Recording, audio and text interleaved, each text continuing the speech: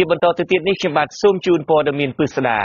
គណៈកម្មាធិការកិច្ចការបរទេសរដ្ឋសភាអាមេរិកស្នើសុំបញ្ជីឈ្មោះមន្ត្រីរដ្ឋាភិបាលនិងក្រុមហ៊ុនដែលពាក់ព័ន្ធនឹងអំពើពុករលួយការបំផ្លាញលទ្ធិប្រជាធិបតេយ្យនិងសិទ្ធិមនុស្សនៅកម្ពុជាដើម្បីពិនិត្យដាក់ទណ្ឌកម្មផ្នែកការទូតនិងទណ្ឌកម្មផ្នែកពាណិជ្ជកម្មបន្ថែមប្រសិនបើរដ្ឋាភិបាលនៅតែមិនលុបចោលសេចក្តីសម្រេចរំលាយគណៈបក្សសង្គ្រោះជាតិនិងបន្តការធ្វើទុកបុកម្នេញលើអង្គការសង្គមស៊ីវិលនិងបណ្ដាញសង្គមបណ្ដាញផ្សព្វផ្សាយឯករាជ្យនៅកម្ពុជាសូមអញ្ជើញលោកនាងទស្សនាសេចក្តីរាយការណ៍អំពីរឿងនេះរបស់លោកមួងណារ៉េតពីរដ្ឋធានី Washington បន្ទាប់ពីសវនាការអស់រយៈពេលជិត2ម៉ោងកាលពីថ្ងៃទី12ខែធ្នូដើម្បីស្ដាប់សក្ខីកម្មសាកសីសំខាន់មកពីគណៈបក្សសង្គ្រោះជាតិនិងអង្គការសង្គមស៊ីវិលចំនួន2អនុគណៈកម្មាធិការកិច្ចការបរទេសរបស់សហរដ្ឋអាមេរិកបានសម្រេចពិនិត្យមើលទណ្ឌកម្មបន្ថែមទៀតដើម្បីដាក់លើរដ្ឋាភិបាលលោកហ៊ុនសែនក្នុងគោលបំណងធ្វើយ៉ាងណាស្ដារស្ថានភាពដុនដាបបច្ចុប្បន្ននៅកម្ពុជាឡើងវិញដើម្បីកំណត់ទណ្ឌកម្មថ្មីបន្ថែមឲ្យមានប្រសិទ្ធភាពនិងចំគោលដៅអនុគណៈកម្មាធិការរដ្ឋសភានេះស្នើឲ្យសាកសីជួយស្រាវជ្រាវនិងរៀបចំបញ្ជីឈ្មោះមន្ត្រីជាន់ខ្ពស់រដ្ឋាភិបាលនិងក្រុមហ៊ុនទាំងឡាយណាដែលពាក់ព័ន្ធទៅនឹងការធ្វើទុកបុកម្នេញគណៈបក្សសង្គ្រោះជាតិអង្គការសង្គមស៊ីវិលនិងប្រព័ន្ធផ្សព្វផ្សាយឯករាជ្យនៅកម្ពុជាសមាជិកសភាមកពីខាងគណៈបក្សសាធារណរដ្ឋនិងជាសមាជិកគណៈកម្មាធិការនេះលោកដាណារ៉ូរ៉ាបាខឺសង្កត់ធ្ងន់ថាទណ្ឌកម្មដែលមានប្រសិទ្ធភាពដោយដែលបានអនុវត្តកន្លងមកលើប្រទេសផ្សេងទៀតដែរនោះគឺការដាក់ទណ្ឌកម្មសេដ្ឋកិច្ចលើបុគ្គលនៅក្នុងជួររដ្ឋាភិបាលនិងក្រុមហ៊ុនសជីវកម្មទាំងក្នុងនិងក្រៅប្រទេសទាំងអស់នោះដែលទទួលផលអំពីអំពើពុករលួយពីរបបលោកហ៊ុនសែនទណ្ឌកម្មទាំងនោះរួមមានទាំងការបង្កកនិងរឹបអូសទ្រព្យសម្បត្តិហាមឃាត់ការធ្វើពាណិជ្ជកម្មជាមួយសហរដ្ឋអាមេរិកនិងហាមឃាត់ការធ្វើដំណើរមកកាន់សហរដ្ឋអាមេរិកផងដែរ Now, right now, there's a lot of, for example, there's big problems I know of in Cambodia where people. បច្ចុប្បន្ននេះយើងឃើញថាបញ្ហាធំជាច្រើនកំពុងកើតមាននៅកម្ពុជារួមទាំងការលួចប្លន់ដីធ្លីពីពលរដ្ឋដោយមន្ត្រីមានអំណាចនិងបកពួកលោកហ៊ុនសែនដូច្នេះយើងត្រូវការបញ្ជីនេះសូមរៀបចំបញ្ជីមួយឲ្យជាក់លាក់ដើម្បីអាចឲ្យគណៈកម្មាធិការរបស់យើងពិនិត្យមើលការធ្វើច្បាប់និងស្នើទៅក្រសួងការបរទេសអាមេរិកបើការស៊ើបអង្កេតបុគ្គលនិងក្រុមហ៊ុនទាំងនេះរឿងនេះយើងអាចអនុវត្តបានដោយសារតែវាមិនមែនពាក់ព័ន្ធតែឧក្រិដ្ឋកម្មផ្នែកពាណិជ្ជកម្មនោះទេប៉ុន្តែវាជាឧក្រិដ្ឋកម្មផ្នែកនយោបាយដោយការធ្វើទុកបុកម្នេញនិងសម្រាប់សកម្មជនបកប្រឆាំងផងដែរការបង្កកទ្រព្យសម្បត្តិនិងហាមឃាត់ការធ្វើពាណិជ្ជកម្មដែលលោកដាណារ៉ូរ៉ាបាខឺបានស្នើនេះគឺជាផ្នែកមួយនៃច្បាប់ Global Magnitsky Act ដែលត្រូវបានសភាពេញអង្គរបស់សហរដ្ឋអាមេរិកអនុម័តកាលពីខែធ្នូឆ្នាំ2016ច្បាប់នេះមានឥទ្ធិពលដាក់ទណ្ឌកម្មបុគ្គលណាក៏ដោយជាតិសាសន៍ណាក៏ដោយដែលរំលោភសិទ្ធិមនុស្សធ្ងន់ធ្ងរគឺបិទទិដ្ឋាការមិនឲ្យចូលសហរដ្ឋអាមេរិកហើយទី2គឺបង្កកទ្រព្យសម្បត្តិរបស់បុគ្គលទាំងនោះដែលដាក់តម្កល់នៅក្រៅប្រទេសចំណុចសំខាន់បន្ទាប់ដែលគណៈកម្មាធិការនេះនឹងពិចារណាដែរគឺការបញ្ឈប់ការអនុគ្រោះពន្ធនាំចេញទំនិញពីកម្ពុជារួមទាំងផលិតផលខាងវិស័យកាត់ដេរជាពិសេសប្រសិនបើលោកហ៊ុនសែននៅតែបន្តទុកឲ្យស្ថានភាពរំលោភសិទ្ធិមនុស្សនិងប្រជាធិបតេយ្យបច្ចុប្បន្នកាន់តែដុនដាបដដែលបែបនេះសមាជិកសភាអាមេរិកមួយរូបទៀតដែលជាសមាជិកគណៈកម្មាធិការនេះដែរគឺលោក Brad Sherman លើកឡើងថាពេលនេះគឺជាពេលដ៏សមស្របបំផុតដើម្បីពិនិត្យមើលទណ្ឌកម្មផ្នែកអនុគ្រោះពន្ធនេះលោកសង្ឃឹមថាសហគមន៍អឺរ៉ុបនិងប្រទេសជប៉ុនក៏នឹងចូលរួមជាមួយសហរដ្ឋអាមេរិកនៅក្នុងការពិនិត្យមើលទណ្ឌកម្មនេះដែរអាស៊ីសេរីបានសម្ភាសន៍មន្ត្រីជាន់ខ្ពស់របស់គណៈបក្សសង្គ្រោះជាតិនិងជាកូនស្រីច្បងរបស់ប្រធានគណៈបក្សសង្គ្រោះជាតិគឺកញ្ញាកឹមមនោវិជ្ជានៅក្រៅពេលសវនាការភ្លាមដោយកញ្ញាលើកឡើងនៅវិធានការចំនួន6ចំណុចដែលចង់ឲ្យសហរដ្ឋអាមេរិកជួយធ្វើអន្តរាគមន៍ចំណុច2សំខាន់ដែលកញ្ញាស្នើឡើងត្រូវបានគណៈកម្មាធិការនេះព្រមយកទៅពិចារណាដូចខាងលើដោយឡែកចំណុច4ផ្សេងទៀតរួមមានការទាមទារឲ្យអន្តរជាតិដាក់សម្ពាធលើរដ្ឋាភិបាលលោកហ៊ុនសែនឲ្យគោរពតាមស្មារតីនៃកិច្ចព្រមព្រៀងសន្តិភាពទីក្រុងប៉ារីសឡើងវិញខ្ញុំបាទមួងណារ៉េតអាស៊ីសេរីរដ្ឋធានី Washington បាទលោកនាងជាទីមេត្រីបន្តិចទៀតនេះយើងនឹងមានបទសម្ភាសន៍ផ្ទាល់មួយជាមួយអ្នកស្រី Olivia Enos ដែលជាអ្នកវិភាគផ្នែកគោលនយោបាយរបស់អង្គការមូលនិធិកេរដំណែលពិភពលោក Heritage Foundation ប្រចាំក្នុងរដ្ឋធានី Washington កាលពីថ្ងៃអង្គារ12ម្សិលមិញកញ្ញាបានចូលរួមធ្វើសក្ខីកម្មក្នុងអង្គសវនាការរបស់អនុកម្មាធិការ អនុគណៈកម្មការទទួលបន្ទុកកិច្ចការបរទេសនៃសភាសហរដ្ឋអាមេរិកជុំវិញស្ថានភាពនយោបាយនៅកម្ពុជានៅក្នុងសវនាការនោះកញ្ញាបានផ្ដល់អនុសាសន៍ជាច្រើនដល់សភាតំណាងរាស្ត្រសហរដ្ឋអាមេរិកឲ្យមានការស្វែងរកការដាក់ទណ្ឌកម្មសេដ្ឋកិច្ចដល់ប្រទេសកម្ពុជាតាមរយៈការបិទប្រព័ន្ធអនុគ្រោះពន្ធនាំចេញសម្លៀកបំពាក់មកសហរដ្ឋអាមេរិកនិងបង្កកទ្រព្យសម្បត្តិរបស់មន្ត្រីជាន់ខ្ពស់នៃរដ្ឋាភិបាលលោកហ៊ុនសែនដែលចូលរួមរំលោភសិទ្ធិមនុស្សនិងសម្លាប់លទ្ធិប្រជាធិបតេយ្យនៅកម្ពុជា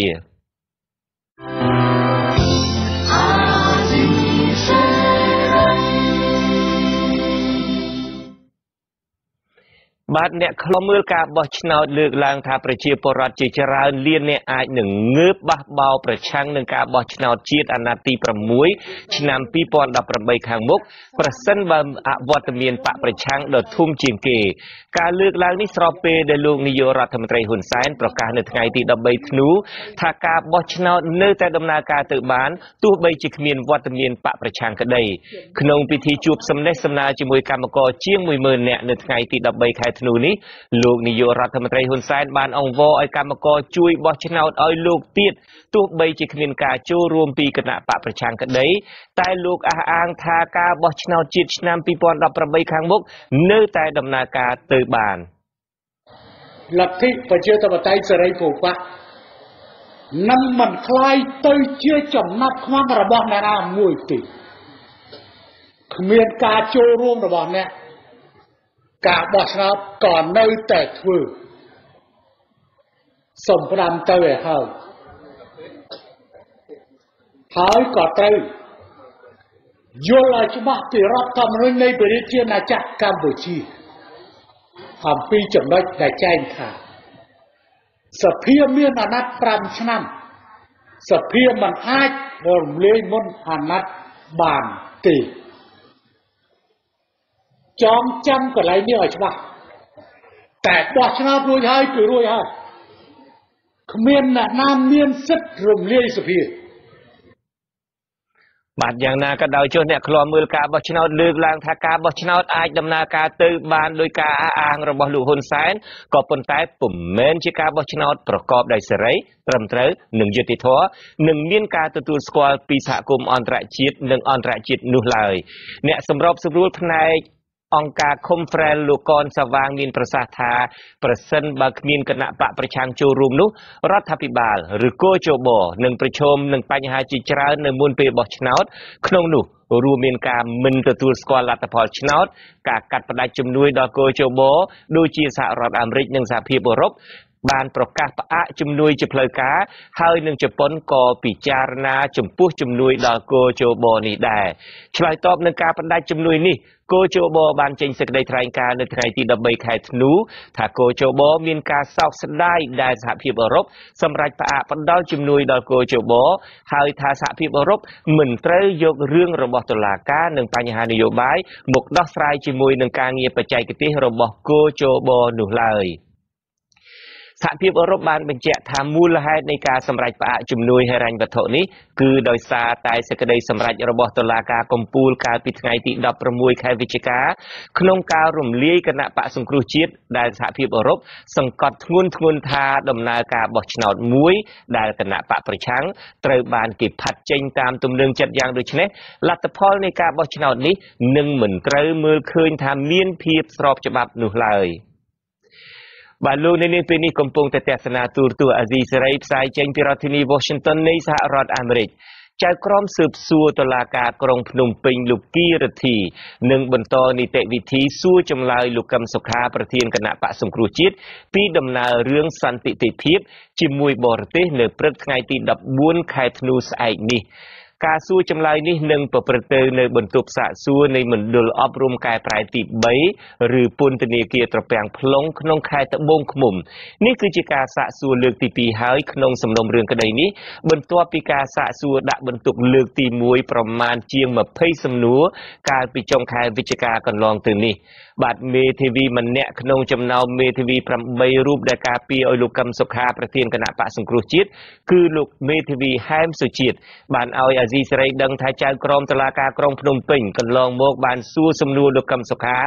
ចាក់ឆ្ងាយពីបទចោទប្រកាន់និងជាប្រភេទសំណួរដាក់បន្ទុកដែលលោកយល់ថាសំណួរទាំងនោះមិនបានផ្ដល់ភាពយុត្តិធម៌ចំពោះកូនក្តីលោកនិងគោលការណ៍ឯករាជ្យភាពរបស់ចៅក្រមជាដើមលោកមេធាវីបន្តថានៅព្រឹកស្អែកនេះក្រមមេធាវីនឹងចូលរួមនីតិវិធីសាកសួរនេះប៉ុន្តែនឹងជំទាស់ដាច់ខាតចំពោះសំណួរទាំងឡាយណាដែលខុសពីអង្គហេតុនិងជាប្រភេទសំណួរដាក់បន្ទុកមេធាវីការពារក្តីឲ្យប្រធានគណៈបកសង្គ្រោះជាតិម្នាក់ទៀតគឺលោកផែងហេងអះអាងថាលោកក៏នឹងចូលរួមក្នុងដំណើរការនីតិវិធីសួរចម្លើយនេះផងដែរលោកបន្តថាក្រមមេធាវីនៅតែប្រកាន់ជំហរទាមទារឲ្យតុលាការទម្លាក់ចោលបទប្រឆាំងលោកកឹមសុខាដដែលដោយសារក្រមមេធាវីយល់ឃើញថាលោកកឹមសុខាមិនបានប្រព្រឹត្តបទល្មើសដោយការចោទប្រកាន់របស់តំណាងអัยការឡើយសម្រាប់ក្រុមមេធាវីរបស់យើងនៅតែគិតថារឿងនេះវាអត់មានបទល្មើសកើតឡើងសម្រាប់អាដាមកឹមសុខាដែរហើយពាក្យថាចោទថាសន្តិភាពឬក៏ថាត្រូវរើគ្នាជាមួយបរទេសហ្នឹងរហូតមកទល់ពេលហ្នឹងវាគ្មានបរទេសណាមួយដែលថាមកត្រូវរើជាមួយនឹងគាត់ឬក៏គាត់ទៅរើជាមួយបរទេសមានសកម្មភាពឬក៏មានផែនការឬក៏ស្អីជាមួយគ្នាវាអត់ក្រៅពីសកម្មភាពសម្រាប់គោលការណ៍បោះឆ្នោតតាមជាតបតៃហ្នឹងសិក្ខាសាលាអីពីរឿងគោលនយោបាយរឿងអីវាមិនមែនជារឿងដែលទៅរៀបចំផែនការក្បត់ឬក៏ផែនការត្រូវរើជាមួយបរទេសបាទកាលពីពេលថ្មីនេះសាលាឧទ្ធរនិងតុលាការកំពូលបានទាត់ចោលបណ្ដឹងរបស់ក្រមមេធាវីការពារក្តីលោកកឹមសុខាដែលប្តឹងប្រឆាំងនឹងដីកាសម្រេចឃុំខ្លួនលោកកឹមសុខាដោយតុលាការសំអាងថាការសម្រេចឃុំខ្លួននេះគឺជារឿងត្រឹមត្រូវតាមច្បាប់លោកកឹមសុខាត្រូវបានតំណាងអัยការនៃតុលាការក្រុងភ្នំពេញសម្រាប់សម្រេចចោទប្រកាន់ពីបទសន្តិភាពជាមួយបរទេសតាមមាត្រា443នៃក្រមព្រហ្មទណ្ឌដែលអាចប្រឈមនឹងការជាប់ពន្ធនាគារពី15ដល់30ឆ្នាំបើតុលាការរកឃើញថាលោកបានប្រព្រឹត្តបទល្មើសដោយការចោទប្រកាន់មែននោះ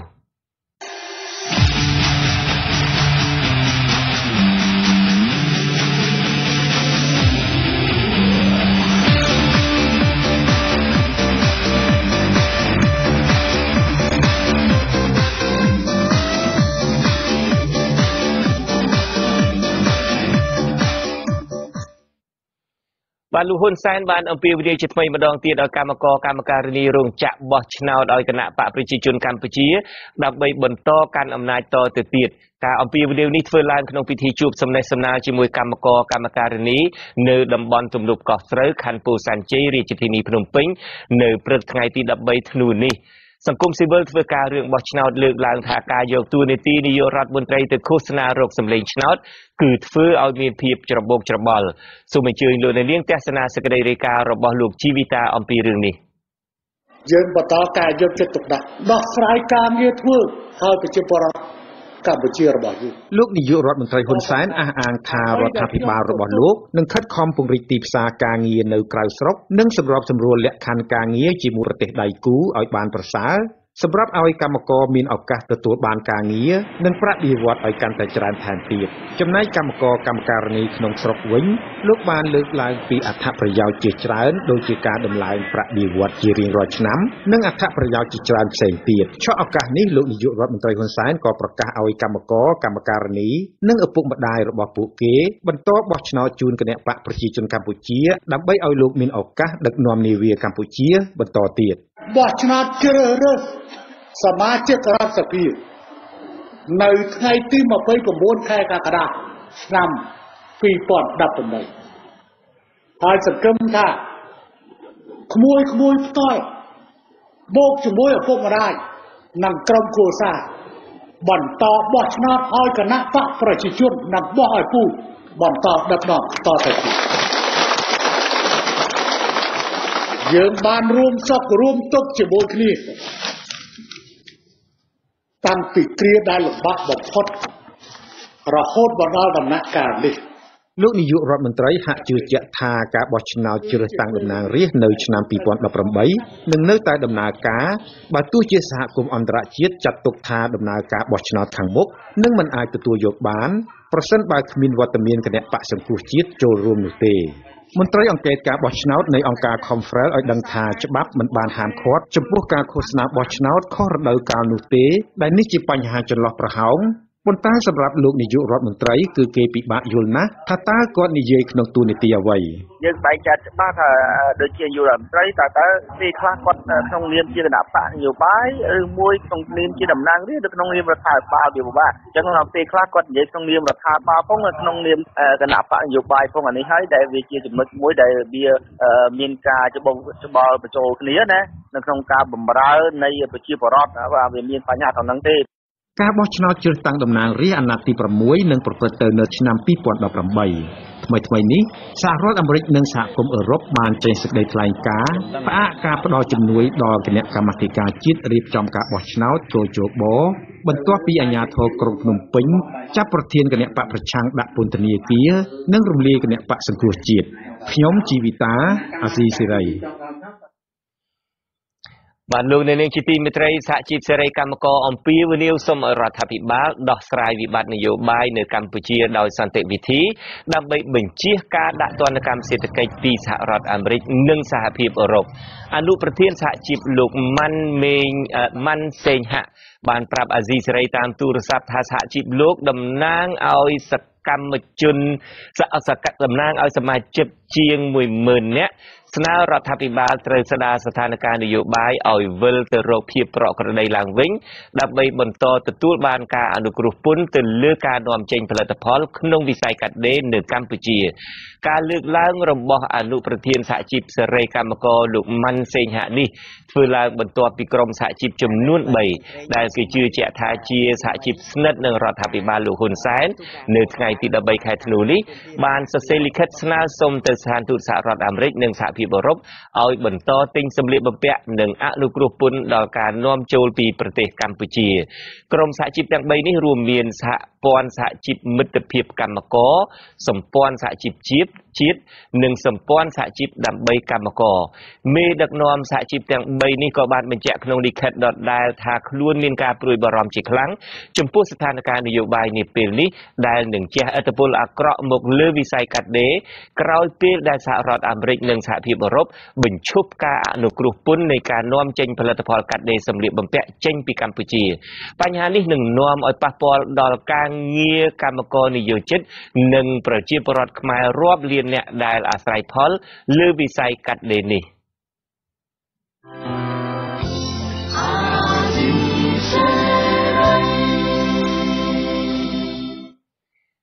បាទលោកនាងជាទីមេត្រីជាបន្តទៅទៀតនេះខ្ញុំបាទមានភ្ញៀវមួយរូបមកកាន់បន្ទប់ផ្សាយរបស់យើងផ្ទាល់គឺអ្នកស្រី Olivia Enos ដែលជាអ្នកវិភាគផ្នែកគោលនយោបាយរបស់អង្គការមូលនិធិកេរដំណែលពិភពលោកឬហៅជាភាសាអង់គ្លេសថា Heritage Foundation ប្រចាំក្នុងរដ្ឋធានី Washington បាទកាលពីថ្ងៃអង្គារទី12ម្សិលមិញនេះអ្នកស្រី Enos បានចូលរួមធ្វើជាសក្ខីកម្មក្នុងអង្គសវនាការរបស់អនុកម្មការទទួលបន្ទុកកិច្ចការបរទេសនៃសភាសហរដ្ឋអាមេរិកនៅក្នុងសវនាការនោះអ្នកស្រីបានផ្ដល់អនុសាសន៍ជាច្រើនដល់សភាតំណាងរាស្ត្រសហរដ្ឋអាមេរិកឲ្យមានការស្វែងរកការបង្កកទ្រព្យសម្បត្តិរបស់មន្ត្រីជាន់ខ្ពស់នៃរដ្ឋាភិបាលលោកហ៊ុនសែនដែលចូលរួមរំលោភសិទ្ធិមនុស្សនិងសម្លាប់ប្រជាធិបតេយ្យនៅកម្ពុជានិងជំរុញឲ្យមានការកោះប្រជុំឡើងវិញនៅកិច្ចព្រមព្រៀងសន្តិភាពទីក្រុងប៉ារីបាទខ្ញុំបាទសូមជម្រាបសួរអ្នកស្រី Olivia Enos បាទជំរាបសួរអរគុណបាទខ្ញុំសិលមិញនេះខ្ញុំបានតាមដានសហការីខ្ញុំបានទៅស្ដាប់អង្គសវនាការរបស់អ្នកស្រីខ្ញុំបាទក៏បានតាមដាននៅតាមការផ្សាយ live online ដែរឃើញអ្នកស្រីបានលើកជាយោបល់មួយចំនួនដល់សមាជិកអង្គប្រជុំពីម្សិលមិញនេះដើម្បីធ្វើយ៉ាងណាឲ្យមានការដាក់ទណ្ឌកម្មសេដ្ឋកិច្ចដាក់ទណ្ឌកម្មការទូតដល់រដ្ឋាភិបាលក្រុងភ្នំពេញអីជាដើមមុននឹងខ្ញុំសួរតាក់ទងបន្ថែមទៀតនេះតើអ្នកស្រីដែលចាប់ផ្ដើមធ្វើការតាក់ទងនឹងប្រទេសកម្ពុជានឹងតាំងពីពេលណាមកបាទ I've been working on Cambodia since around ខ្ញុំធ្វើការតាំងពីឆ្នាំ2013មកហ្នឹងគឺយើងចាប់អារម្មណ៍ច្រើនទៅលើប្រទេសកម្ពុជាអង្គការ Heritage Foundation ហ្នឹងគឺយើងយល់ឃើញអំពីការស្រុតចុះនៃសិទ្ធិសំណុកក៏ដូចជាលទ្ធិប្រជាធិបតេយ្យអញ្ចឹងហើយបើតែយើងបដោតខ្លាំងទៅលើរឿងហ្នឹងចឹងមកខ្ញុំចាប់អារម្មណ៍ខ្លាំងតាំងពីហ្នឹងមកឥឡូវតើគេចាប់លោកកម្មសខាដែលជាប្រធានគណៈបក្សសង្គ្រោះជាតិហើយគេរំលាយគណៈបក្សសង្គ្រោះជាតិចោលហើយធ្វើឲ្យយើងកាន់តែពុះពោចង់យកចិត្តទុកដាក់នឹងជួយប្រទេសកម្ពុជាបន្ថែមទៀតព្រោះដោយសារតែកម្ពុជាស្ថិតនៅក្នុងផ្លូវបំបែកមួយដ៏សំខាន់បាទសូមជម្រាបលោកអ្នកស្ដាប់ផងដែរថាយើងបទសម្ភាសន៍ពេលនេះយើងធ្វើជាភាសាខ្មែរហើយមានការចូលរួមបកប្រែពីក្រោយឆាកពីលោកមួងណារ៉េតបាទហើយបាទតើ Heritage Foundation នេះជាអង្គការជាមូលនិធិនឹងបែបណាទៅហើយតើ Heritage Foundation នេះបានធ្វើការអ្វីខ្លះកន្លងមកចំពោះប្រទេសកម្ពុជា So the Heritage Foundation is អង្គការនេះគឺជាអង្គការមួយដែលមានមូលដ្ឋាននៅ Washington DC ដែលផ្ដោតទៅលើគោលនយោបាយច្រើនដែលយើងទំនាក់ទំនងយើងធ្វើការតាក់ទងជាមួយនឹងខាងសភាហើយនៅរដ្ឋាភិបាលតែគោលដៅរបស់យើងគឺយើងផ្ដល់ព័ត៌មានទៅឲ្យខាងសភាក៏ដូចខាងរដ្ឋាភិបាលអំពីអ្វីដែលកើតឡើងនៅប្រទេសកម្ពុជាយើងបានបោះពុម្ពផ្សាយជាកាសែតសារព័ត៌មានជាច្រើនតាក់ទងជាមួយនឹងការរំលោភសិទ្ធិមនុស្សនៅក្នុងប្រទេសកម្ពុជាហើយក៏យើងបានចូលរួមនៅក្នុងការផ្ដល់សក្ខីកម្មនិងការធ្វើការពិគ្រោះយោបល់ច្រើនជាពិសេសតាក់ទងជាមួយនឹងបញ្ហានយោបាយនៅក្នុងប្រទេសកម្ពុជាក៏ដូចជានៅអាស៊ីអាគ្នេយ៍យើងក៏និយាយអំពីសិទ្ធិមនុស្សនៅប្រទេសភូមាហើយយើងក៏យកចិត្តទុកដាក់ខ្លាំងជាងគេនោះគឺខាងប្រទេសកម្ពុជាដោយសារតែយើងឃើញថាប្រទេសកម្ពុជានឹងគឺក្នុងចំណោមប្រទេសមួយដែលមានបញ្ហាធ្ងន់ធ្ងរផ្នែកខាងសិទ្ធិមនុស្សនិងប្រជាធិបតេយ្យបាទអញ្ចឹង Heritage Foundation នេះបើតាមខ្ញុំស្ដាប់ទៅគឺថាតួនាទីសំខាន់គឺផ្ដល់ព័ត៌មានចាំបាច់ដល់សភាតំណាងរាស្ត្រសហរដ្ឋអាមេរិកតើកន្លងមកនេះការដែលផ្ដល់ព័ត៌មានដល់ក្រុមតំណាងរាស្ត្រសហរដ្ឋអាមេរិកដើម្បីឲ្យពួកគាត់យល់ដឹងអំពីស្ថានភាពទូទៅស្ថានភាពពិភពលោកស្ថានភាពប្រទេសកម្ពុជានេះតើពួកគាត់នឹងយល់ដឹងច្រើនទេជាពិសេសស្ថានភាពកម្ពុជាហើយជាពិសេសមានការកើនឡើងទេចំពោះអ្នកដែលយល់ដឹងអំពីបញ្ហាកម្ពុជានៅក្នុងតំណាងរាស្ត្រសហរដ្ឋអាមេរិកបាទ So I think it definitely depends តាមពិតទៅវាអាស្រ័យទៅលើសមាជិកសភានីមួយព្រោះអីយើងដឹងថាសមាជិកសភាខ្លះ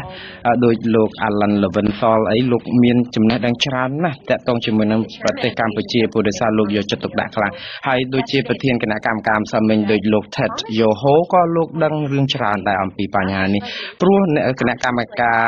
ដែលចូលរួមសមាជិកហ្នឹងគឺសុទ្ធតែដឹងទាំងអស់អំពីអ្វីដែលជាការកាត់ឡើងនៅក្នុងស្រុកខ្មែរមែនតើមិនមែនតែសមាជិកសភាទេដែលដឹងរឿងពីស្រុកខ្មែរសូម្បីតែនៅខាងក្រសួងការបរទេសក៏គាត់ដឹងព័ត៌មានអំពីការធ្លាក់ចុះដុនដាបនៃលទ្ធិប្រជាធិបតេយ្យនិងការរំលោភសិទ្ធិមនុស្សនៅកម្ពុជាដែរអញ្ចឹងសរុបសេចក្តីមកគឺរដ្ឋាភិបាលសហរដ្ឋអាមេរិកទាំងគ្រប់ស្ថាប័នទាំងសំខាន់ណាសុទ្ធតែបានដឹងអំពីស្ថានភាពនឹងហើយក៏គេមានការសោកសង្រេងនិងសោកស្ដាយយ៉ាងខ្លាំងដែលរឿងនេះនៅតែបន្តកើតឡើង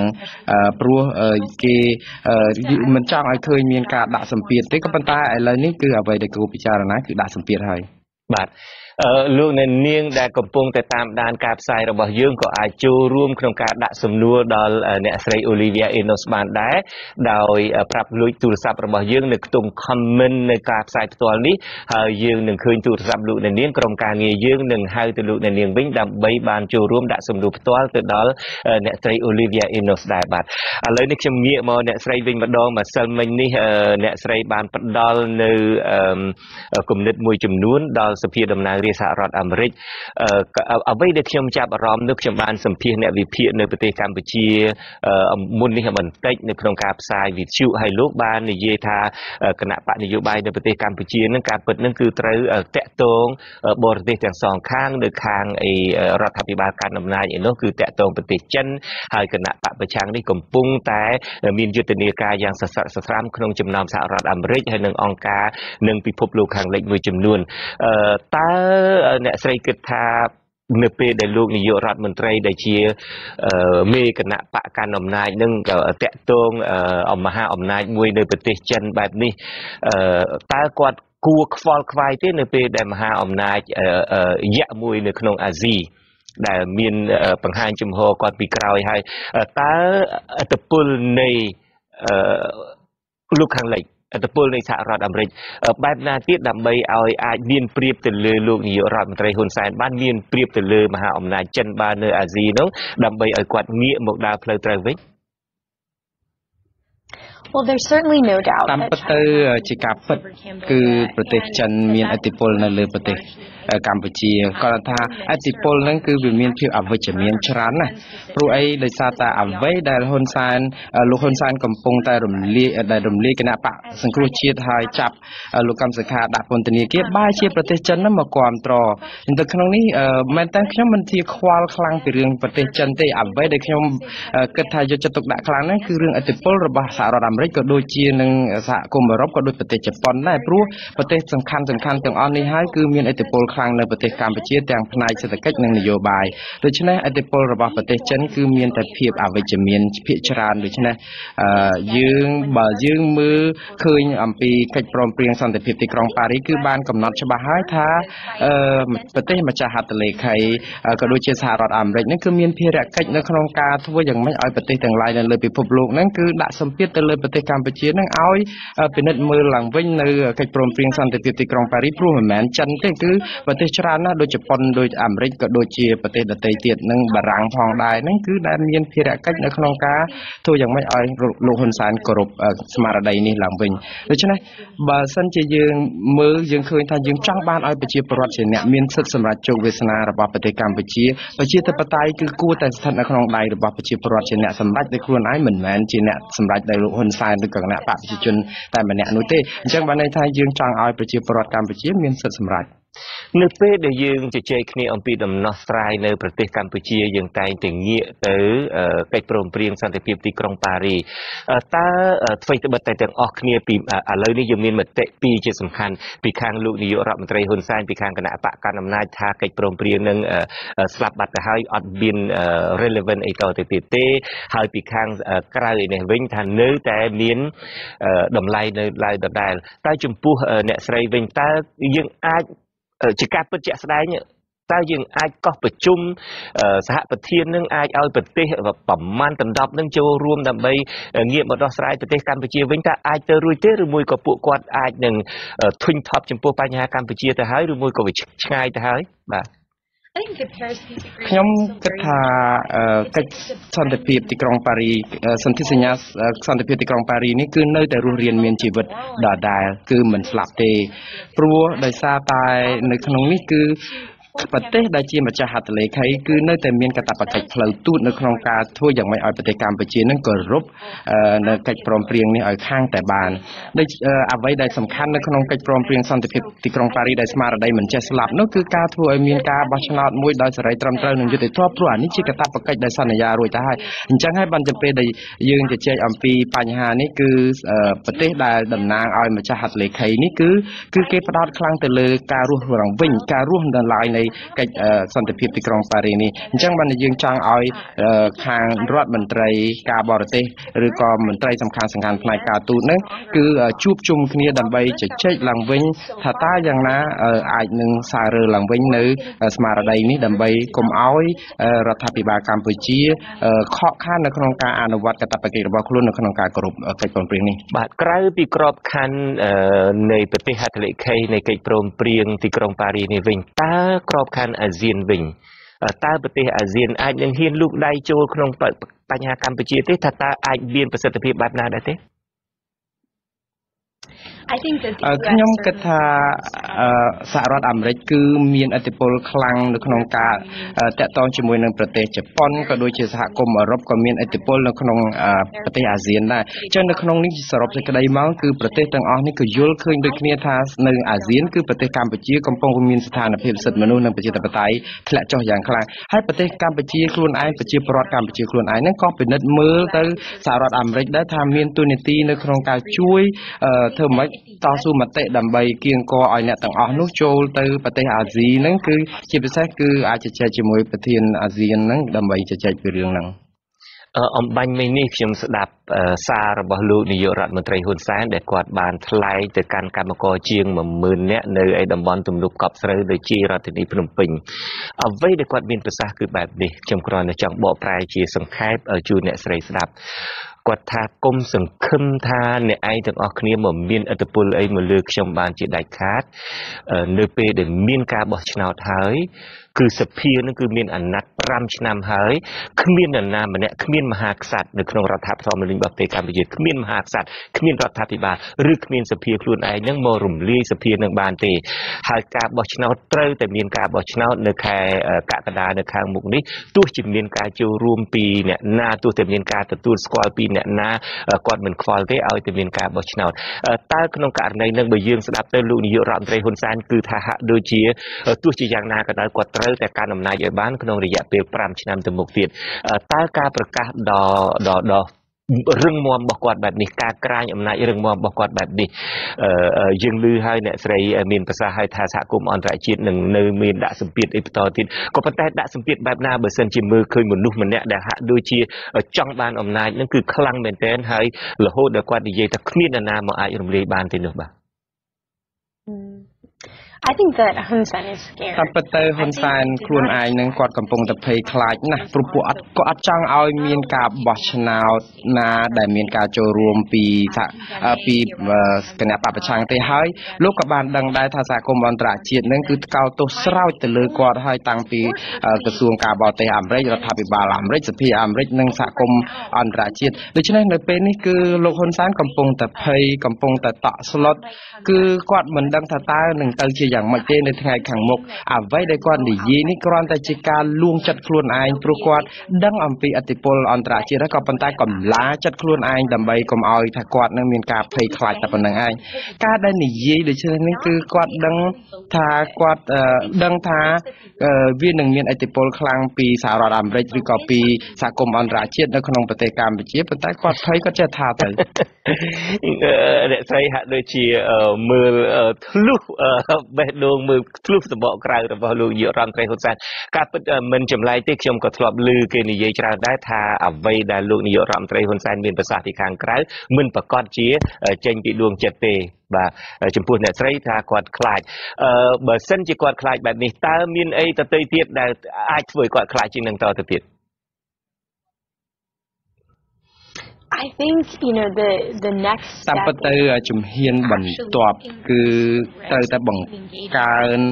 ឲ្យវាមានចំណាត់ការបន្ថែមទៀតដើម្បីឲ្យហ៊ុនសែនដឹងថាអ្វីដែលគាត់កំពុងតែធ្វើឲ្យប៉ះពាល់ដល់លទ្ធិប្រជាធិបតេយ្យនឹងមិនមែនជារឿងល្អសម្រាប់គាត់ទេហើយគាត់នឹងអាយកោគាត់នឹងជួបបញ្ហាទុក្ខលំបាកហើយមិនមែនលំបាកតែគាត់ទេគឺលំបាកដល់មនុស្សរបស់គាត់ជាពិសេសឧទាហរណ៍ដូចជាការដាក់ទណ្ឌកម្មផ្នែកសេដ្ឋកិច្ច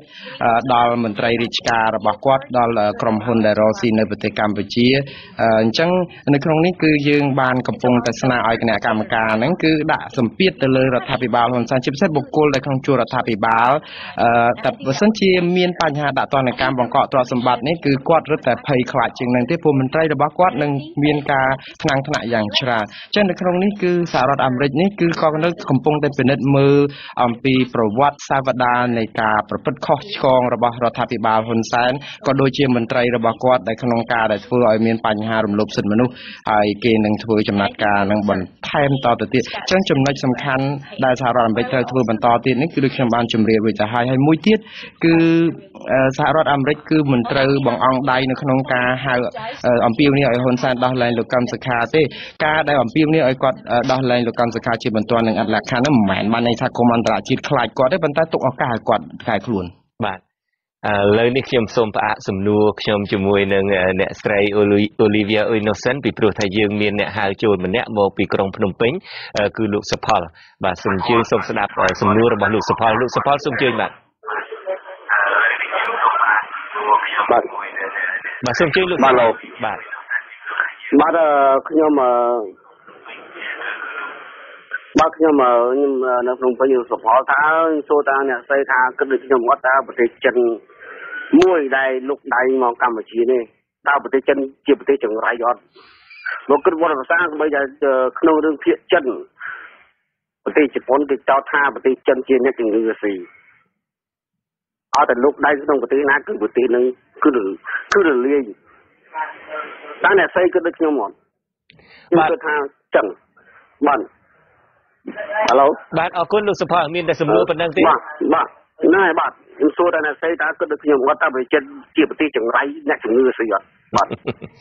បាទអរគុណលោកសុផលសង្ឃឹមថាអ្នកស្រី Olivia Inos អាចមានចម្លើយចំពោះសំណួរនេះបាទ You get the question I mean China has the ability to ប្រទេសចិនគាត់មានឥទ្ធិពលនៅក្នុងការចូលរួមនៅក្នុងដែលថាឥទ្ធិពលក្នុងប្រទេសជាច្រើនអាមេរិកមិនអាចនឹងលូកដៃនៅក្នុងរឿងនេះទេគាត់ថាប្រទេសចិនណានៅពេលដែលគាត់ចូលរួមគាំទ្រប្រទេសណាជាពិសេសដូចក្នុងប្រទេសកម្ពុជាថាតើគាត់គាំទ្រលទ្ធិប្រជាធិបតេយ្យនៅកម្ពុជាយ៉ាងម៉េចកើតបើប្រទេសចិនជាប្រទេសកុម្មុយនីសដែលគ្មានលទ្ធិប្រជាធិបតេយ្យទេអញ្ចឹងនៅក្នុងន័យនេះគឺយើងកំពុងតែសង្ឃឹមទៅលើសហគមន៍អន្តរជាតិដើម្បីឲ្យតាក់ទងជាមួយនឹងប្រទេសចិនឲ្យរដ្ឋាភិបាលហ៊ុនសែនកែខ្លួនបាទក្នុងវិជ្ជាជីវៈខ្ញុំជាអ្នកកសែតនេះខ្ញុំបានធ្វើការ undercover ជាបន្លំខ្លួនដើម្បីចូលយកព័ត៌មានមកចំនួនធំដែរតាក់ទងទៅនឹងវិស័យកាត់ដេរនៅប្រទេសកម្ពុជានេះយើងបានដឹងថាចំនួនកម្មករកាត់ដេរនៅប្រទេសកម្ពុជាគឺជិត1លាននាក់គឺ70,000នាក់នៅពេលដែលខ្ញុំបានចូលទៅរាយការណ៍អំពីវិស័យកាត់ដេរនៅប្រទេសកម្ពុជានេះឃើញថាជួនកាលការកាត់ដេរនេះបើសិនជាដេរនៅប្រទេសកម្ពុជាទាំងស្រុងតែម្ដងតាំងពីកណាត់ទៅទេរហូតដល់ចេញជាខោអាវតែម្ដងហ្នឹងគឺភាគច្រើនហ្នឹងសុទ្ធតែរបស់មិនមែនជា brand name ទេរបស់យកទៅលក់នៅត្រឹមហាង Walmart ឬមួយក៏ហាង Target អីទេដែលធ្វើនៅប្រទេសដេរនៅប្រទេសកម្ពុជាទាំងស្រុងចំពោះbrand ដែលថ្លៃដូចជា Polo ដូចជា Tommy ឬមួយ Calvin Klein អីជាដើមបើតាមដែលខ្ញុំបានទៅរាយការណ៍ឲ្យតាមទៅមើលផ្ទាល់គឺថា 99% គឺដេរនៅប្រទេសចិនហើយដឹកទាំងគីបមកទាំងកប៉ាល់មកដល់ប្រទេសកម្ពុជាគ្រាន់តែដាក់លាវអាវឬមួយគ្រាន់តែភ្ជាប់ផ្លាកអីបន្តិចបន្តួចទេដូច្នេះយើងឃើញថាកម្មករនៅប្រទេសចិនហ្នឹងក៏ធ្វើការច្រើនណាស់ដើម្បីផលិតសម្ភារៈហ្នឹងផលិតខោអាវហ្នឹងដើម្បីឆ្លងកាត់ប្រទេសកម្ពុជាយកឈ្មោះប្រទេសកម្ពុជាដើម្បីឲ្យយកឈ្មោះអនុគ្រោះពន្ធហ្នឹងយកមកបញ្ចេញដល់សហភាពអឺរ៉ុបឬមួយក៏អាមេរិកជាដើមដូច្នេះបើសិនបើមានការដាក់ទណ្ឌកម្មទៅលើពន្ធនាំចេញនឹងមិនអនុគ្រោះពន្ធនឹងទេមិនមែនតែប្រទេសកម្ពុជាផ្ទាល់នឹងទេក៏ប៉ះពាល់ដល់ប្រទេសចិនដែរព្រោះក្រៅតែពីដេរនៅប្រទេសចិនអាសម្ភារៈដើមមកនឹងវត្ថុធាតុដើមមកនឹងមានកណាត់មានគ្រឿងម៉ាស៊ីនដេរជាដើមនឹងក៏ផលិតនៅបរទេសដែរតើអ្នកស្រីគិតថាតើប្រទេសចិននឹងអាចនឹងមានឥទ្ធិពលអីបែបណាដើម្បីបញ្ញាក់អារម្មណ៍លោកនាយករដ្ឋមន្ត្រីហ៊ុនសែនដែរទេក្រៅតែពីប្រកាសជាផ្លូវការប្រកាសគាត់ថាជួយនៅពីក្រោយក៏ប៉ុន្តែអាចពីក្រោយឆាកដែរទេអាចមើលធ្លុះដល់ពីក្រោយឆាកនឹងដែរទេអាចមានលទ្ធភាពនឹងដែរទេបាទ I personally think that it's ខ្ញុំគិតថានៅដំណាក់កាលនេះគឺយើងកំពុងតែក្នុងដំណាក់កាលដំបូងណាស់តាក់ទងជាមួយនឹងការពិចារណាទៅលើការដាក់ទណ្ឌកម្មផ្នែកខាងអនុគ្រោះពន្ធព្រោះដោយសារតែយើងឃើញសហគមន៍អន្តរជាតិយើងក៏ចង់អំពាវនាវឲ្យសហគមន៍អន្តរជាតិរកដំណោះស្រាយឬក៏ចំណាត់ការមុនសិនឥឡូវនេះដំណាក់កាលចុងក្រោយគឺដាច់ខាតត្រូវតែធ្វើការរាំងខ្ទប់ឬក៏បង្កកឬក៏បញ្ឈប់ការអនុគ្រោះពន្ធនឹងហើយប៉ុន្តែអ្វីដែលធ្វើនេះបើខ្ញុំមើលគឺបើដាក់រឹបពន្ធហ្នឹងគឺយើងធ្វើឲ្យអ្នកដែលប៉ះពាល់ខ្លាំងគឺប្រជាពលរដ្ឋកម្ពុជាទាំងមូលតែម្ដងជាពិសេសកម្ពុជាដែលមានកម្មករកាត់ដេរដល់ទៅលានអ្នកដូចនេះគ្រាន់ថាសហរដ្ឋអាមេរិកនិងសហគមន៍អន្តរជាតិគឺនឹងមិនចោលជំរឿននេះទេគ្រាន់តែឥឡូវនេះគេឲ្យឱកាសដល់លោកហ៊ុនសែននៅក្នុងការកែប្រែឲ្យទាន់ពេលវេលាជាងការយឺតពេលហើយទាំងអស់នេះគឺជាលក្ខខណ្ឌដែលបើមិនប្រែប្រួលទេច្បាស់ជាទៅដល់ផ្លូវហ្នឹងហើយបាទអរគុណអ្នកស្រីឥឡូវនេះយើងមានសំណួរពីអ្នកហៅចូលមកម្នាក់ទៀតពីប្រទេសកម្ពុជាគឺលោកកែវវណ្ណាលោកវណ្ណាសូមជួយដាក់សំណួរបាទសូមជំរាបសួរលោកពូជំរាបបបដាក់ពីណាបាទជំរាបសួរបាទសូមជួយខ្ញុំចង់មានសួរខ្ញុំចង់មានសំណួរមួយសួរទៅអ្នកស្រីទីមួយគឺសំណួរតាមណាទេព្រោះអីបើសិនហ ខាងសហគមន៍អឺរ៉ុបឬខាងសហរដ្ឋអាមេរិកគាត់ដាក់សម្ពាធមកប្រទេសកម្ពុជានេះប៉ុន្តែសម្ដេចនៅតែអត់ខ្វល់តើហើយមួយទៀតគាត់អត់ខ្វល់គាត់អត់ចោះចេញពីតំណែងតើនៅពេលនោះវាមិនថាប៉ះពាល់ទៅដល់ក្រមគ្រួសារសម្ដេចទេគឺប៉ះពាល់សម្រាប់វាទេតើខាងសហគមន៍អឺរ៉ុបមានវិធានការសម្រាប់ទប់ស្កាត់ទាក់ទងនឹងក្រមទូគាត់មួយក្រុមដែរទេហើយមួយទៀតគឺចង់ផ្ដល់ជាកំណត់ខ្លះដោយសារប្រទេសចិនគឺជាប្រទេសមួយដែលមហាអំណាចដែរហើយមួយទៀតដល់ពេលដែលគាត់មកវិញមកស្រុកខ្មែរគឺទាក់ទងនាំគាត់ទៅនាំមកពួកឯកទេសដែលមកអភិវឌ្ឍអញ្ចឹងគឺគេអត់យកប្រជាជនខ្មែរយើងសម្រាប់ទៅធ្វើជាមេឬមួយជាអីទេសូម្បីជាហាងទៅក៏ត្រូវតែមានមេចិនអ្នកគ្រប់គ្រងហើយវាធ្វើដល់ស្នាប់ណាប៉ាត់ណៃដល់ខ្មែរហើយដូចនៅកំពង់សោមជាដើមគឺជាជំរើសទី1របស់ចិនហើយបន្ទាប់មកគឺនៅកោះកុងអញ្ចឹងនេះខ្ញុំចង់ផ្ដោតប៉ុណ្ណឹងហើយសូមជួយឆ្លើយសំណួរខ្ញុំផងបាទអរគុណលោកវណ្ណាបាទសូមជើញI think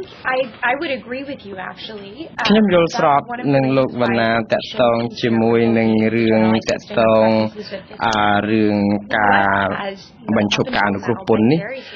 ព្រោះមកដល់ពេលនេះសហរដ្ឋអាមេរិកនឹងគឺគ្រប់គ្រងប្រទេសកម្ពុជាប្រជាពលរដ្ឋកម្ពុជាខ្លាំងណាស់ព្រោះតាំងតែពីក្រោយរបបខ្មែរក្រហមមកគឺសហរដ្ឋអាមេរិកនឹងគឺជួយបានច្រើនហើយគាត់មិនដែល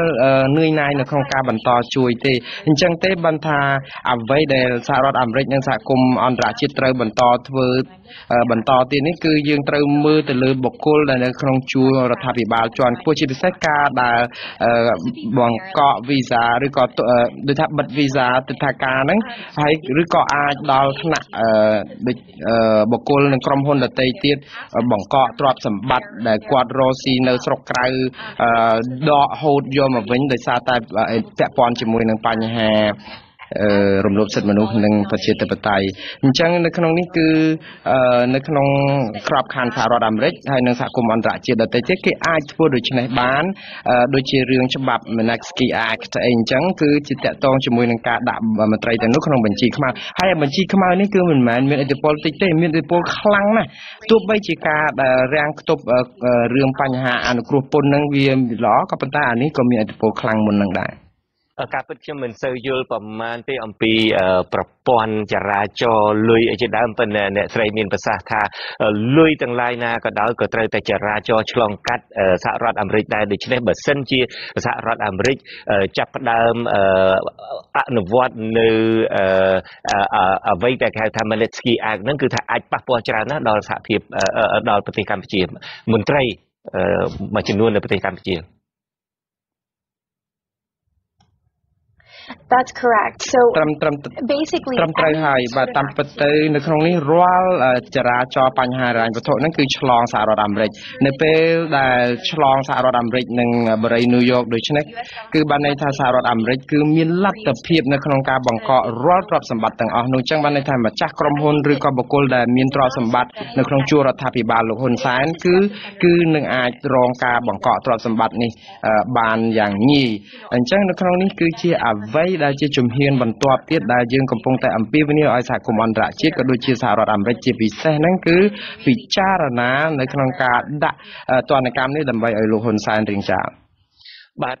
ខ្ញុំបកមកការបារម្ភរបស់លោកកៅវណ្ណាវិញម្ដងអ្នកស្រីមានប្រសាសន៍ថានឹងខិតខំធ្វើយ៉ាងណាក៏ដោយការដាក់ទណ្ឌកម្មសេដ្ឋកិច្ចទណ្ឌកម្មការទូតនេះក៏ដោយចុះគឺថាព្យាយាមកាត់បន្ថយកុំឲ្យប៉ះពាល់ដល់ជីវភាពរបស់ប្រជាពលរដ្ឋសាមញ្ញទូទៅនឹងគឺថាឲ្យប៉ះពាល់តែមន្ត្រីជាន់ខ្ពស់ទេក៏ប៉ុន្តែឧបមាថាបើសិនជាធ្វើឲ្យប៉ះពាល់ដល់មន្ត្រីជាន់ខ្ពស់នៅពេលដែលពួកគាត់មានការលំបាកនៅពេលដែលពួកគាត់ប៉ះពាល់ហើយគាត់ដាក់គំនាបទៅលើប្រជាពលរដ្ឋទៅក៏មិនមានន័យថាផលវិបាកនឹងមិននៅតែជះដល់ប្រជាពលរដ្ឋខ្មែរដែរ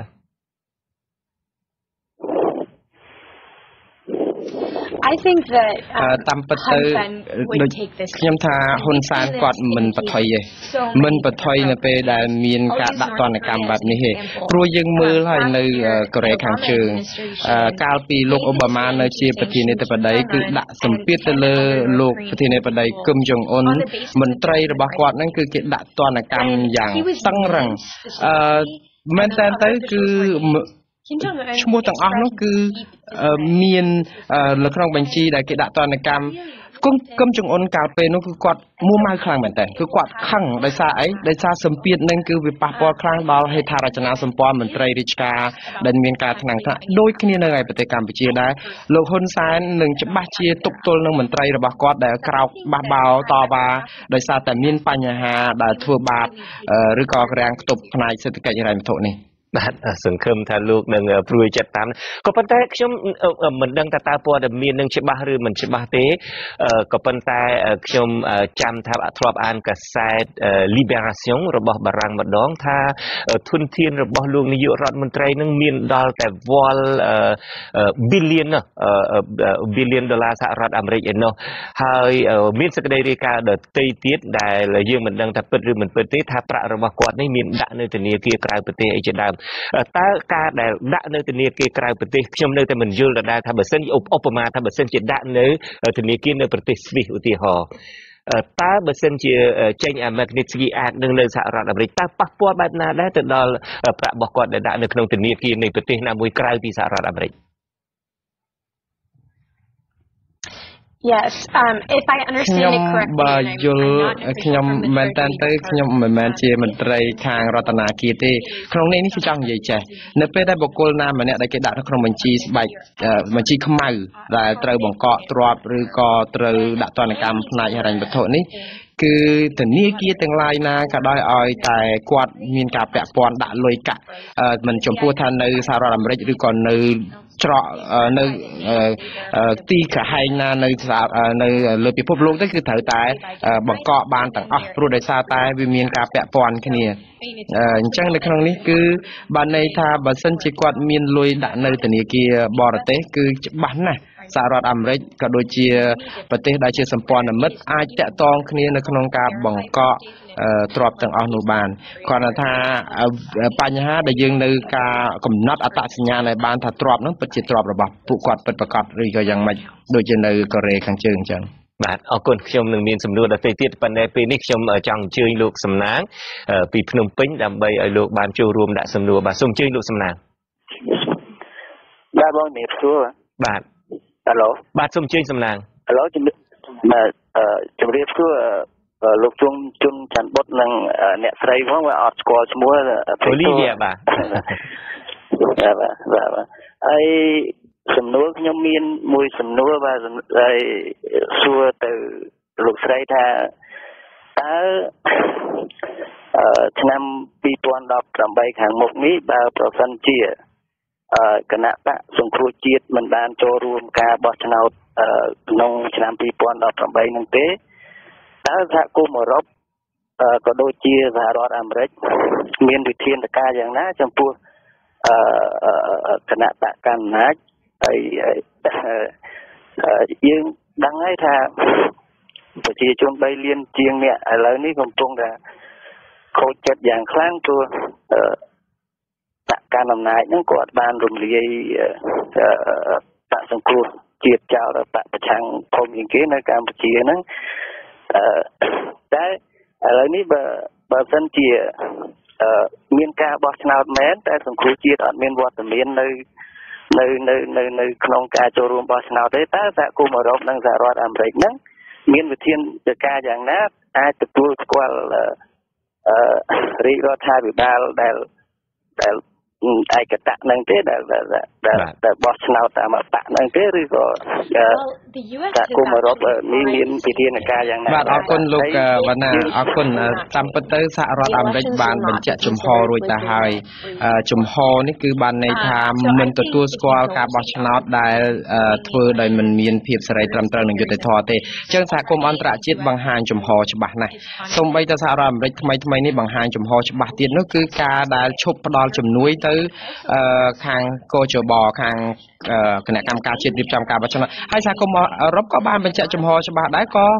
ពន្យាពេលនៅក្នុងការផ្ដល់ជំនួយនេះគឺជាការផ្ដល់សញ្ញាណមួយប្រាប់ថាគេមិនទទួលស្គាល់ការបោះឆ្នោតនេះទេហើយនៅមានប្រទេសច្រើនណាស់ដែលនឹងដាក់សម្ពាធឬក៏ប្រកាសថាមិនទទួលស្គាល់ការដែល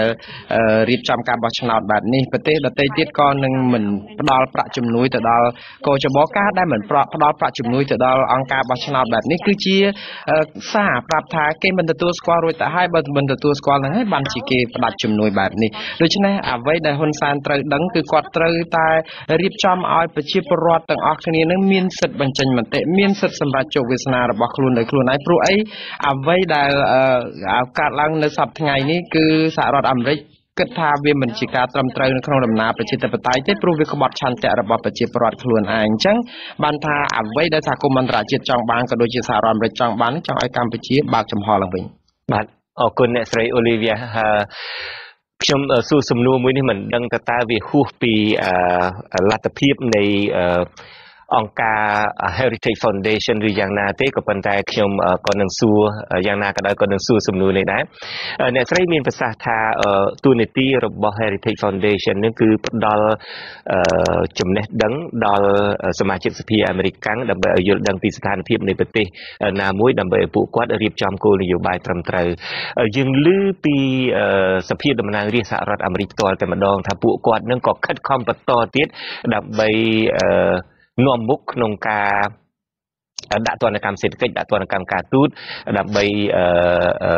ចាប់បង្ខំឲ្យអ្នកកាន់អំណាចនៅប្រទេសកម្ពុជាធ្វើការយ៉ាងណាដើម្បីស្ដារឡើងវិញនៅភាពប្រក្រតីការដែលពួកគាត់ខំសហការនឹងគឺមានតាំងពីសហភាពអឺរ៉ុបប្រទេសមហាអំណាចធំៗមានប្រទេសជប៉ុនអីជាដើមតើ Heritage Foundation មានងាកទៅដល់ប្រទេសទាំងអស់នឹងទៀតទេជួយផ្ដល់ចំណេះវិជ្ជាជួយផ្ដល់ដឹងពីស្ថានភាពពិតនៅប្រទេសកម្ពុជាដល់ប្រទេសទាំងនោះដែរទេដើម្បីឲ្យពួកគាត់បានយល់ដឹងបន្ថែមទៀតទេ Sure. So at Heritage we តាមពិតទៅនៅក្នុងអង្គការរបស់យើងនេះគឺយើងមានលទ្ធភាពនៅក្នុងការជួបមន្ត្រីជាច្រើនណាស់មន្ត្រីហ្នឹងគឺមន្ត្រីរដ្ឋាភិបាលមិនមែនតែអាមេរិកទេមន្ត្រីរដ្ឋាភិបាលផ្សេងទៀតដែលយើងអាចនឹងជួបជាកិច្ចជំនួបឯកជនឬក៏កិច្ចជំនួបផ្លូវការដែលអង្គការរបស់យើងនេះគឺនៅតែបន្តកិច្ចការងារនេះដែលយើងចំណុចបន្តគឺយើងនឹងឲ្យពួកគាត់ជួយបន្ថែមពីស្រុកខ្មែរបាទឥឡូវនេះសំណួរដែលយើងទាំងអស់គ្នាចង់ឮជាពិសេសអ្នកដែលចង់ឲ្យមានស្ថានភាពប្រក្រតីនៅប្រទេសកម្ពុជាឡើងវិញហ្នឹង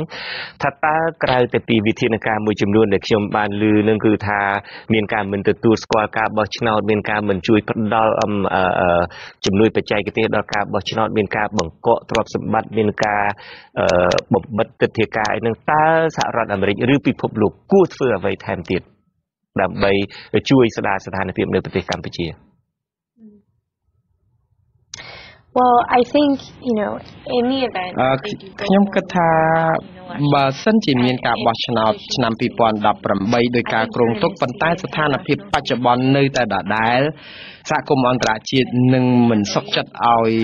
ស្ថានភាពនឹងនៅអញ្ចឹងទេព្រោះប្រជាពលរដ្ឋកម្ពុជាមិនអាចនឹងបង្ហាញចំហឬក៏ឆន្ទៈរបស់ខ្លួនបានត្រឹមត្រូវទេបើសិនជាស្ថានភាពនេះហើយការដែលគេធ្វើបន្តនោះមិនមែនតែរឿងហិរញ្ញវត្ថុឬការទប់ស្កាត់ឬក៏ការដាក់ទណ្ឌកម្មផ្នែកហិរញ្ញវត្ថុហ្នឹងទេគឺមានច្រើនតទៅទៀតឥឡូវនេះសហរដ្ឋអាមេរិកនេះកំពុងតែធ្វើកិច្ចការជាមួយនឹងសហគមន៍អន្តរជាតិរកមើលដំណោះស្រាយឬក៏ការឆ្លើយតបជាបន្ទាន់តាក់ទងជាមួយនឹងការបង្កើតឲ្យជាមានក្រុមទំនាក់ទំនងមួយផ្នែកខាងប្រទេសកម្ពុជានឹងតែម្ដងដើម្បីឲ្យសាររបស់សហគមន៍អន្តរជាតិនឹងអាច